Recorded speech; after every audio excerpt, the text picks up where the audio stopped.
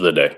My name is Brandon Hathaway. I'm the preacher here at the Westside Church of Christ in Owensboro, Kentucky. I want to thank you for joining me today as we open up the Bible and study the Word of God. Today we're in Judges chapter 2. Judges chapter 2, and going to start in verse 18 and read down through verse 23. Judges chapter 2, starting with verse 18.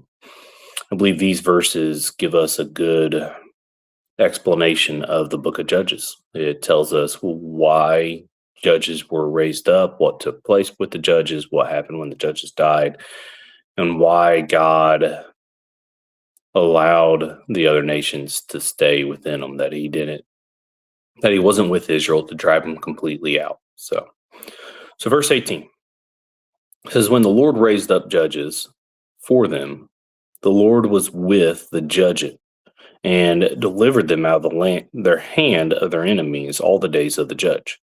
For the Lord was moved to pity by their groaning because of those who opposed them and harassed them. And it came to pass that when the judge was dead, that they reverted and behaved more corruptly than their fathers, by following other gods to serve them and bow down to them. They did not cease from their own doing, nor from their stubborn way. Then the anger of the Lord was hot against Israel, and he said, because this nation has transgressed my covenant, which I commanded their fathers, and has not heeded my voice, I also will no longer drive out them any of the nations which Joshua left when he died, so that through them I may test Israel, whether they will keep the ways of the Lord to walk in them as their fathers kept them or not. Therefore the Lord left those nations without driving them out immediately, nor did he deliver them into the hands of Joshua. And so as you take time to look at these verses, again, it kind of gives us a brief definition, you might say, or explanation of what's going on throughout the book of Judges. If you go back in this chapter, you'll see that they weren't supposed to make any covenants, any deals with any of the nations beforehand. And yet, again, if you read chapter 1 yesterday, you would have saw that they certainly continued to keep the people. They did not continue to drive them out as they were supposed to, and they continued to make some kind of deal with them. They'd make them serve under them, but they were supposed to chase them out. They were supposed to completely push them away. And so when enemies come upon them, God would raise a judge. The judge would deliver them during the days of the judges.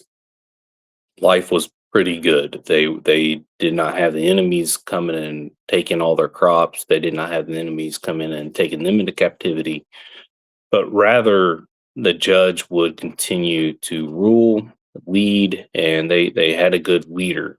But every time the judge died, they would turn to be more corrupt than the generation before. And so they would become corrupt. They'd start doing their own thing. They started serving the other gods.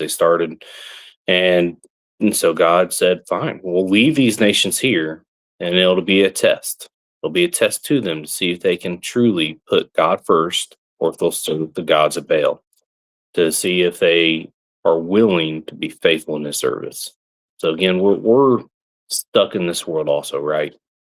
We cannot be removed out of this world until the end of time.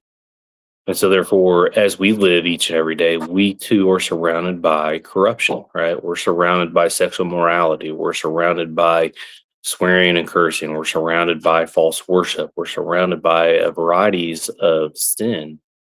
And we have to overcome those temptations, overcome these tests, and be faithful to our God so that we can receive that reward in heaven. Anyways, I want to thank you for joining me. I hope everybody has a blessed day, if the Lord's willing.